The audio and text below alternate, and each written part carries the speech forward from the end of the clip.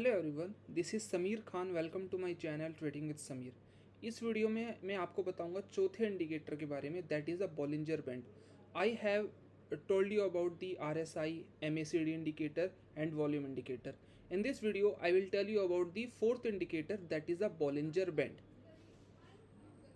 अब Bollinger band से पहले मैं आपको बताऊंगा, आपको रिकैप कराऊंगा आरएसआई। आपको मैंने RSI that is a relative strength index indicator के बारे में बताया था कि एक ऐसा इंडिकेटर जो कि ये बताता है कि कोई स्टॉक ओवरबॉट कंडीशन में या ओवरसोल्ड कंडीशन में है। तो बॉलिंजर बैंड भी आप कह सकते हैं ये चीज़ बताता है कि कोई पर्टिकुलर स्टॉक ओवरबॉट कंडीशन में या ओवरसोल्ड कंडीशन में है। मतलब कि अगर कोई स्टॉक उस बैंड पर आ जाए, इट मीन्स उस एक पर्टिकुलर पोजीशन पर आ जाए और वहाँ से हम ये प्रिडिक्ट कर सके कि दैट स्टॉक इज़ ओवरबॉट और वहाँ से वो नीचे आ सकता है। और दूसरी कंडीशन कि एक स्टॉक वहाँ पर नीचे की तरफ आ जाए और हम ये कह सके this stock is in oversold condition और यहाँ से बाइंग आ सकती है। बॉलिंजर बैंड भी इस चीज़ के बारे में बताता है जो कि आरएसआई इंडिकेटर बताता है। चलिए शुरू करते हैं। सबसे पहले what is a Bollinger band? Bollinger Bands is a technical indicator that helps trader understand whether the price is high or low. Second, whether the market is calm or volatile.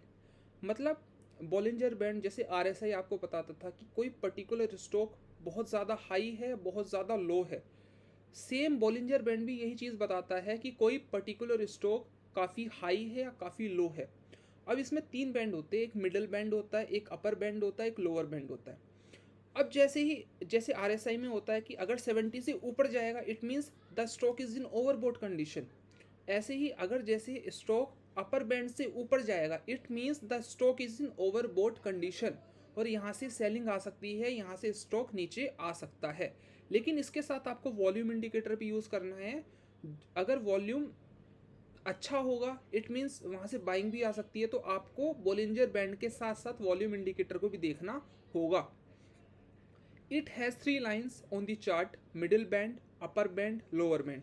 अगर upper band पर जाएगा या upper band से ऊपर होगा it means the stock is in overbought condition और यहाँ से सेलिंग आ सकती है। और अगर लोअर बैंड के पास या लोअर बैंड से नीचे होगा it means the stock is in oversold condition और यहाँ से बाइंग आ सकती है। Middle band that is a simple moving average usually of 20 periods and upper band shows higher price levels, lower band shows lower price levels. Same होता है जैसे RSI, this tells the stock is in overbought condition और oversold condition. How traders use Bollinger band? अब trader use कैसे करते हैं Bollinger band को? Price near upper band it means avoid buying too high. अगर अपर बैंड के पास होता है तो यहाँ से हम कह सकते हैं कि यहाँ से सेलिंग आएगी और यहाँ से आपको अवॉइड करना है बाइंग का ट्रेड लेने से। You should also use volume indicator with that, तो आपको अच्छी प्रोडिक्शन मिल जाएगी कि आपको क्या करना है। Price near lower band possible buying zone, मतलब जैसे आरएसआई में होता था कि अगर जीरो से नीचे आएगा इट मीन्स ओवरसोल्ड कंडीशन में स्टॉक है, यहाँ से बाइंग आ सकती है। सेम एज अगर लोअर बैंड के पास स्टॉक प्राइस होता है या से नीचे होता है इट मीन्स यहाँ से बाइंग आ सकती है और यहाँ से जो स्टॉक है अपनी डायरेक्शन चेंज कर सकता है।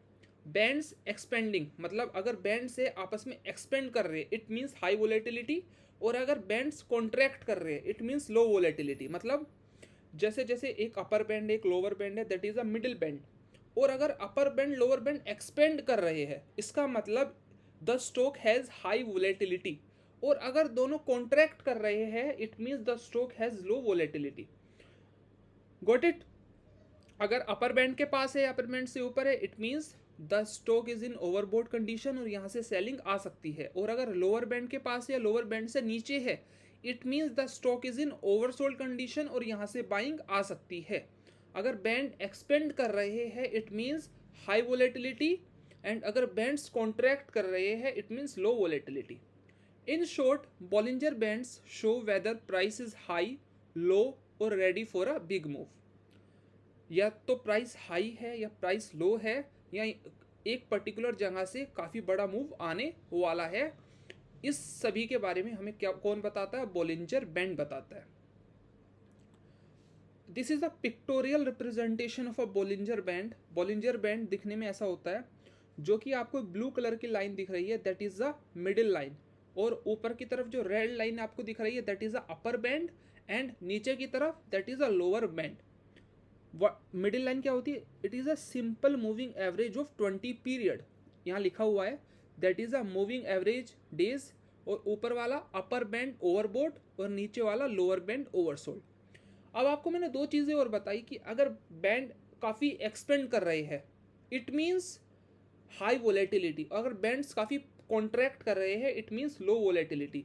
अब आप लेफ्ट हैंड और राइट हैंड पे देख सकते हैं, यहाँ बैंड काफ़ी एक्सपेंड कर रहे हैं, it means bands far apart high volatile, और बीच मिडिल की तरफ आप देखिए यहाँ बैंड्स है कॉन्ट्रैक्ट कर रहे हैं, it means bands narrow volatility decreases. अगर बैंड्स एक्सपेंड कर रहे हैं इट मीन्स हाई वोलेटाइल, और अगर बैंड्स कॉन्ट्रैक्ट कर रहे हैं इट मीन्स लो वोलेटिलिटी। क्या क्या हमने इसमें सीखा? What is a Bollinger band, जो कि आरएसआई इंडिकेटर की तरह हमें इंडिकेशन देता है, but with the Bollinger Band we have to use a volume indicator as well. It has 3 lines, middle band, upper band, lower band. और traders को use कैसे करना चाहिए Bollinger Band, और अगर बैंड एक्सपेंड कर रहे हैं इट मीन्स हाई वोलेटिलिटी, अगर बैंड्स कॉन्ट्रैक्ट कर रहे हैं it means low volatility. In short Bollinger Band show whether price is high, low or ready for a big move. That is a pictorial representation. Thank you. अभी के लिए इस video में इतना ही। अब हमारा एक लास्ट इंडिकेटर बचा है that is the MA moving average indicator. और अगर आप फ्यूचर में भी ऐसी वीडियोस देखना चाहते हैं please do subscribe my channel and like my video. Thank you.